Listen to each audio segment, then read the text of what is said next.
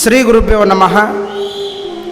ಪುಣ್ಯ ಶ್ರಾವಣ ಮಾಸದ ಈ ಪುಣ್ಯ ಪರ್ವದೊಳಗೆ ಸಾಗಿಕೊಂಡು ಬರುತ್ತಾ ಇರತಕ್ಕಂಥ ಮಹಾಮಹಿಮನಾಗಿರುವಂಥ ಶರಣಬಸವೇಶ್ವರರ ಪುರಾಣದ ಆರಂಭದ ಕಾಲದೊಳಗೆ ಕಲ್ಯಾಣ ನಾಡಾಗಿರುವಂಥ ಕಲ್ಯಾಣ ನಾಡಿನ ದ್ವಾರವಾಗಿಲಾಗಿರುವ ಈ ಕಲಬುರಗಿಯ ಪುಣ್ಯಪುರವನ ಪಾವನ ಕ್ಷೇತ್ರವನ್ನಾಗಿಸಿದ ಮಹಾಮಹಿಮ ಅರಳಗುಂಡಿಗೆ ಗ್ರಾಮದೊಳಗೆ ಅರಳಿ ಕಲಿಕೇರಿಯ ಗುರು ಮರಳಾರಾಧ್ಯರ ಹತ್ತಿರ ವಿದ್ಯೆಯನ್ನು ಕಲಿತು ಕಲಬುರಗಿಯನ್ನು ತನ್ನ ಕಾರ್ಯಕ್ಷೇತ್ರವನ್ನಾಗಿ ಮಾಡಿಕೊಂಡಿರ್ತಕ್ಕಂಥ ಮಹಾದಾಸೋಹದ ಮೂರ್ತಿ ಗುರುಲಿಂಗ ಜಂಗಮರಿಗಾಗಿ ತನ್ನನ್ನು ತಾನು ಅರ್ಪಿಸಿಕೊಂಡಿರ್ತಕ್ಕಂಥ ಮಹಾಮಹಿಮ ಬರಗಾಲದ ಬಂಟನೆಂದೆನಿಸಿಕೊಂಡಿರ್ತಕ್ಕಂಥ ಮಹಾಪುಣ್ಯ ಪುರುಷನಾಗಿರುವಂಥ ಶರಣಬಸವೇಶ್ವರರ ಭವ್ಯವಾದ ದಿವ್ಯವಾದ ಸನ್ನಿಧಾನಕ್ಕೆ ಕೈ ಇದ್ದವರೊಮ್ಮೆ ಜೋರಾಗಿ ಚಪ್ಪಾಳೆಯನ್ನು ತಟ್ಟುವುದರೊಂದಿಗೆ ಮಹಾಮಹಿಮನ ಸನ್ನಿಧಾನಕ್ಕೆ ಅನಂತ ಭಕ್ತಿಯ ಪ್ರಣಾಮಗಳನ್ನು ಅರ್ಪಣೆಯನ್ನು ಮಾಡ್ತಾ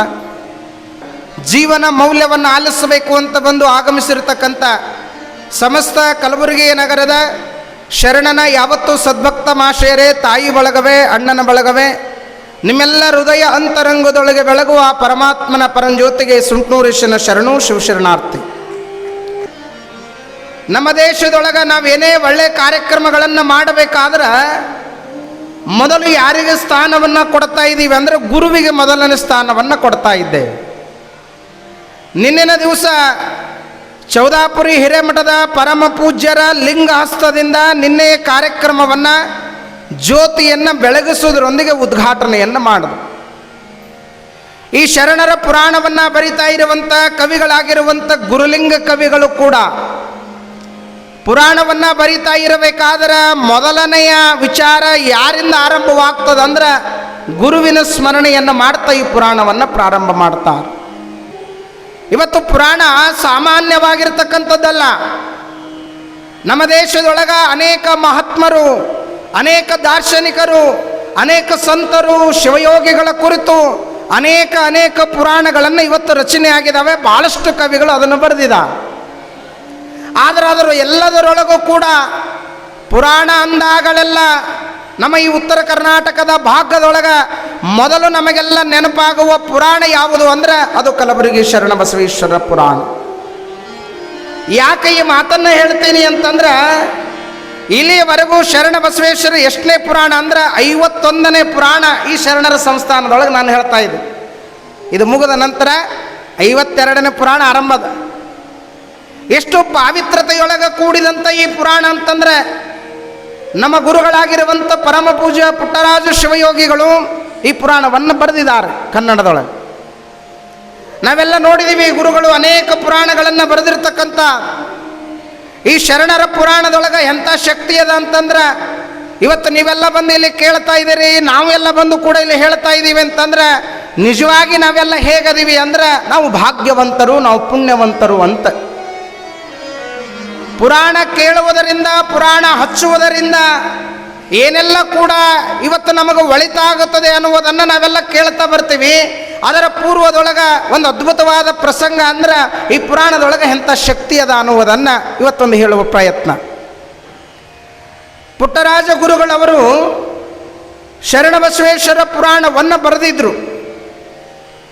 ಆ ಬರೆದಿರುವಂಥ ಪುರಾಣವನ್ನು ಮುದ್ರಣ ಮಾಡಿಸ್ಬೇಕಾಗಿತ್ತು, ಪ್ರಿಂಟ್ ಮಾಡಿಸ್ಬೇಕಾಗಿತ್ತು.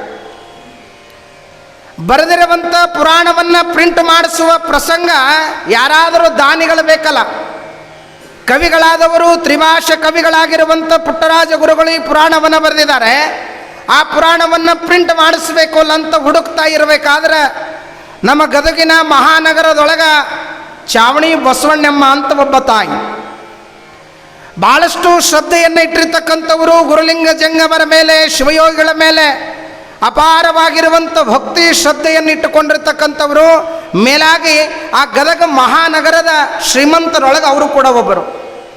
ಅವರ ಹೆಸರು ಚಾವಣಿ ಬಸವಣ್ಣಮ್ಮ ಅಂತ. ನಾವೆಲ್ಲ ಗದಗಿನ ಆಶ್ರಮದೊಳಗಿರಬೇಕಾದ್ರೆ ಆ ತಾಯಿ ಮನೆಗೆ ಹೋಗಿ ದಿನನಿತ್ಯ ನಮ್ಮ ಗುರುಗಳ ಪ್ರಸಾದಕ್ಕಾಗಿ ಆ ತಾಯಿ ಮನೆಯಿಂದ ಮಡಿಯಿಂದ ಪ್ರಸಾದ ತಗೊಂಡು ಬರಬೇಕು. ಚಾವಣಿ ಬಸವಣ್ಣಮ್ಮರ ಮನೆಯಿಂದ ನಮ್ಮ ಅಜ್ಜರ ಅವತ್ತಿನ ದಿವಸ 25 ಸಂಧಿಗಳನ್ನು ಬರೆದಿದ್ದಾರೆ ಶರಣಬಸವೇಶ್ವರ ಪುರಾಣವನ್ನು.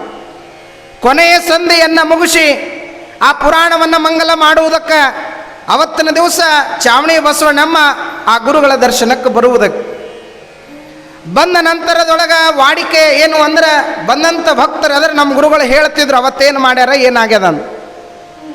ಬಂದಂಥ ಸಮಯದೊಳಗೆ ಚಾವಣಿ ಬಸವಣ್ಣಮ್ಮಗೆ ಹೇಳಿದ್ರಂತ, ನಾನು ಇವತ್ತು ಕಲಬುರಗಿ ಶರಣ ಬಸವೇಶ್ವರ ಪುರಾಣವನ್ನು ಬರೆದಿದ್ದೀನಿ. ಈ ನಾಡಿನೊಳಗೆ ಅನೇಕ ಕವಿಗಳು ಬರೆದಿದ್ದಾರೆ. ನನಗೂ ಕೂಡ ಶರಣರ ಪುರಾಣ ಬರಿಬೇಕನ್ನುವಂಥ ಹಂಬಲಾಗಿತ್ತು. ಅದಕ್ಕೆ ಇವತ್ತಿಗೆ ಶರಣ ಬಸವೇಶ್ವರ ಪುರಾಣವನ್ನು ಬರೆದು ಮುಗಿಸೀನಿ ಅಂದ್ರಂತ. ಅವಾಗ ಆ ತಾಯಿ ಕೇಳಿದ್ರು, ಯಪ್ಪ ಶರಣರ ಬಗ್ಗೆ ನಾನು ಕೂಡ ಕೇಳಿದ್ದೀನಿ. ಯಾರು ಏನು ಬೇಡಿದ್ದಾರೆ ಬೇಡಿದವರಿಗೆಲ್ಲ ಬೇಡಿದ ವರಗಳನ್ನು ನೀಡಿದಂಥ ಕಾಮಧೇನು ಕಲ್ಪವೃಕ್ಷ ಕಲಬುರಗಿ ಶರಣ ಬಸಪ್ಪನವರು ಅಂತ ನಾ ಕೇಳಿದ್ದೀನಿ. ಅದರೊಳಗೆ ವಿಶೇಷವಾಗಿ ಮಕ್ಕಳಿಲ್ಲದವರಿಗೆ ಮಕ್ಕಳನ್ನು ಬಹುಶಃ ನೋಡಿ, ಶರಣರ ಪುರಾಣ ಇದು ಸಾಮಾನ್ಯವಾಗಿರ್ತಕ್ಕಂಥದ್ದಲ್ಲ. ಮತ್ತು ಈ ಶರಣರ ಪುರಾಣದೊಳಗೆ ಬರುವ ಘಟನೆಗಳು ಮತ್ತೊಬ್ಬ ಮಹಾತ್ಮರ ಪುರಾಣದೊಳಗೆ ಬರುವುದು ಭಾಳ ವಿರಳ. ಮಕ್ಕಳಿಲ್ಲದವರಿಗೆ ಮಕ್ಕಳನ್ನು ಕೊಡ್ತೀನಿ ಅಂತ ದಾಸೋಹದ ಮಹಾಮನೆ ಎದುರು ಬೋರ್ಡನ್ನು ಹಾಕಿ ಈ ನಾಡಿನೊಳಗೆ ಸಂತಾನವನ್ನು ಕೊಟ್ಟಂತ ಯಾರಾದರೂ ಮಹಾತ್ಮರಿದ್ರೆ ಅವರು ಕಲಬುರಗಿ ಶರಣ ಬಸಪ್ಪನವರು ಮಾತ್ರ ಅನ್ನುವುದನ್ನು ನಾವು ನೆನಪು ಮಾಡ್ಕೋಬೇಕು. ಅದಕ್ಕೆ ತಾಯಿ ಹೇಳ್ತಾಳೆ, ಮಕ್ಕಳಿಲ್ಲದವರಿಗೆ ಮಕ್ಕಳನ್ನು ಕೊಟ್ಟಾರ ಅನ್ನುವುದನ್ನು ನಾ ಕೇಳೀನಿ. ನೋಡಿ ಎಂಥ ಅದ್ಭುತ ಪ್ರಸಂಗ ಇದು. ಇವತ್ತು ಆ ಪುರಾಣದೊಳಗೆ ಅವ್ರದ್ದು ಕೂಡ ಭಾವಚಿತ್ರದ, ಅವರು ಕೂಡ ವಿಚಾರಧಾರೆಗಳನ್ನು ಬರೆದಿದ್ದಾರೆ. ಅದಕ್ಕೆ ತಾಯಿ ಅಂದ್ಲಂತ, ಇಲ್ಲಿಯವರೆಗೂ ನನಗೆ 4 ಜನ ಹೆಣ್ಣು ಮಕ್ಕಳದಾರ, ನನಗೆ ಗಂಡು ಮಕ್ಕಳಿಲ್ಲ. 4 ಜನ ಹೆಣ್ಣು ಮಕ್ಕಳದಾರ. ಆಸ್ತಿ ಅಂತಸ್ತು ಎಲ್ಲವೂ ಕೂಡ ಭಗವಂತ ಕೊಟ್ಟಾನ. ನನಗೆ ಒಂದೇ ಒಂದು ಆಶಯ ಅದ, ಏನು ಅಂದ್ರೆ ನನಗೊಬ್ಬ ಗಂಡ ಮಗು ಆಗಬೇಕು ಅನ್ನುವುದು ಒಂದು ಸಂಕಲ್ಪ ನನ್ನದದ. ಅದಕ್ಕೆ ನಾನು ಅನೇಕ ಕಡೆಯೊಳಗೆ ಹರಕೆಯನ್ನು ಹೊತ್ತಿದ್ದೀನಿ, ಆದರೆ ಇಲ್ಲಿವರೆಗೂ ಇದು ನಡೆದಿಲ್ಲ. ಅದಕ್ಕೆ ಬಸವಣ್ಣಮ್ಮ ತಾಯಿ ಅಂದ್ಲಂತ, ಯಪ್ಪ ತಮಗೂ ಕೂಡ ಗೊತ್ತದ, ನನಗೆ ಗಂಡ ಸಂತಾನ ಇಲ್ಲ. ಶರಣ ಬಸಪ್ಪನವರು ಹೆಣ್ಣು ಸಂತಾನಂದವರಿಗೆ ಹೆಣ್ಣು ಸಂತಾನ ಕೊಟ್ಟಾರ, ಗಂಡು ಸಂತಾನಂದವರಿಗೆ ಗಂಡು ಸಂತಾನವನ್ನು ಕೊಟ್ಟಾರ ಅನ್ನುವುದನ್ನು ನಾನು ಈಗಾಗಲೇ ಕೇಳಿದ್ದೀನಿ. ಅಂಥ ಮಹಾಮಹಿಮನ ಪುರಾಣವನ್ನು ನೀವು ಬರೆದಿರಿ ಅಂತಂದ್ರೆ ಅದನ್ನು ಕೇಳಿ ನನಗೆ ಭಾಳ ಆನಂದ ಆಯಿತು ಅಂದಾಗ ಗುರುಗಳಂದ್ರಂತ ಪುಟ್ಟರಾಜ್ ಗುರುಗಳು, ನೋಡುವ ಶರಣರ ಇದ್ದಾಗ ಅನೇಕ ಲೀಲೆಗಳನ್ನು ಮಾಡ್ಯಾರ, ಅನೇಕ ಭಕ್ತ ಬಳಗವನ್ನು ಉದ್ಧಾರ ಮಾಡಿದ್ದಾರೆ. ಅದಕ್ಕೆ ಇವತ್ತಿನ ದಿವಸ ಶರಣರ ಇರುವಿಕೆಯ ಒಂದಷ್ಟು ಪರೀಕ್ಷೆಯಾಗಲಿ. ನಾನಂತೂ ಶರಣ ಬಸವೇಶ್ವರ ಪುರಾಣವನ್ನು ಬರೆದಿನಿ. ಇನ್ನು ವರ್ಷ ಅನ್ನುವುದರೊಳಗಾಗಿ ಮುಂದಿನ ಶ್ರಾವಣ ಮಾಸದೊಳಗೆ ನಮ್ಮ ಗದಗಿನ ವೀರೇಶ್ವರ ಪುಣ್ಯಾಶ್ರಮದೊಳಗೆ ನಾವೇ ಬರೆದಿರುವಂಥ ಪುರಾಣವನ್ನು ಹಚ್ಚಬೇಕನ್ನುವುದು ನನ್ನ ಸಂಕಲ್ಪದ. ಮತ್ತು ಆ ಪುರಾಣ ಹಚ್ಚಬೇಕಾದ್ರೆ ಆ ಪುರಾಣವನ್ನು ಮುದ್ರಣ ಮಾಡಿಸ್ಬೇಕಲ್ಲ. ಅದಕ್ಕೆ ಆ ತಾಯಿಗಂದ್ರಂತ, ಈ ಪುರಾಣವನ್ನು ನೀವು ಮುದ್ರಣವನ್ನು ಮಾಡಿಸು. ನೀನೇನಾದರೂ ಭಕ್ತಿಯಿಂದ ಈ ಸಂಕಲ್ಪವನ್ನು ಮಾಡಿದೆ ಅಂದ್ರೆ ವರ್ಷ ತುಂಬುವುದರೊಳಗಾಗಿ ನಿನಗೂ ಕೂಡ ಗಂಡು ಸಂತಾನ ಆಗ್ತದ. ಅದು ಆಗೋದಕ್ಕೂ ಶರಣರು ನಿನಗೆ ಆಶೀರ್ವಾದ ಮಾಡ್ತಾರೆ ಅಂತ ಆ ತಾಯಿಗೆ ಪುಟ್ಟರಾಜ ಗುರುಗಳು ಹೇಳುತ್ತಾರೆ. ಅದರಂತೆ ಆ ತಾಯಿ ಸಂಕಲ್ಪವನ್ನು ಮಾಡಿ ಅಂದು ಗುರುಗಳು ಹೇಳಿದ ರೀತಿಯೊಳಗೆ ಶರಣ ಬಸವೇಶ್ವರರ ಒಂದು ಪುರಾಣವನ್ನು ಭಕ್ತಿಯಿಂದ ಮುದ್ರಣವನ್ನು ಮಾಡಿಸ್ತಾ ಚಾವಣಿ ಬಸವಣ್ಣಮ್ಮ ತಾಯಿ ಆ ಪುಣ್ಯ ಮಹಾಮಾತೆ ಶರಣರ ಪುರಾಣವನ್ನು ಗ್ರಂಥದ ರೂಪದೊಳಗೆ ಮುದ್ರಣವನ್ನು ಮಾಡಿದ್ದಕ್ಕಾಗಿ ಗಂಡು ಸಂತಾನವನ್ನು ಪಡೆದಳು ಅಂತಕ್ಕಂಥದ್ದು ಇವತ್ತಿತಿಹಾಸ.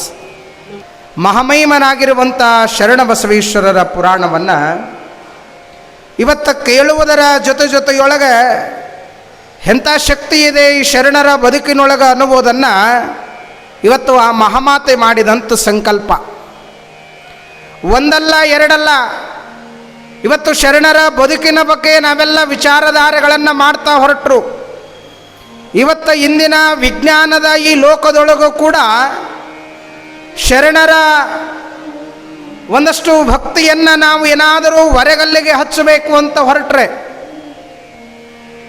ಆ ಭಕ್ತಿ ಎಷ್ಟು ದೊಡ್ಡದಾಗಿ ಬೆಳೆದು ನಿಂತದ ಈಗಿನ ಕಾಲಘಟ್ಟದೊಳಗೆ ಅಂತಂದ್ರೆ, ದೊಡ್ಡದಾಗಿರುವಂಥ ಸಿಟಿಯೊಳಗೆ ಇವತ್ತು ಬೆಂಗಳೂರದಂಥ ನಗರದೊಳಗೆ ಕೂಡ ಪ್ರತಿ ವರ್ಷ ಈ ಶ್ರಾವಣ ಮಾಸದೊಳಗೆ ಶರಣ ಬಸವೇಶ್ವರ ಪುರಾಣವನ್ನು ಹಚ್ಚುತ್ತಾ ಒಂದಲ್ಲ ಎರಡಲ್ಲ 100 ವರ್ಷಕ್ಕಿಂತಲೂ ಅಧಿಕವಾಗಿರುವಂಥ ಶರಣ ಬಸವೇಶ್ವರ ಪುರಾಣವನ್ನು ನಡೆದಿರುವಂಥ ಜಾಗಗಳು ಇಂದಿಗೂ ಸಹಿತ ನಮಗೆ ನೋಡಲಿಕ್ಕೆ ಸಿಗ್ತಾವೆ.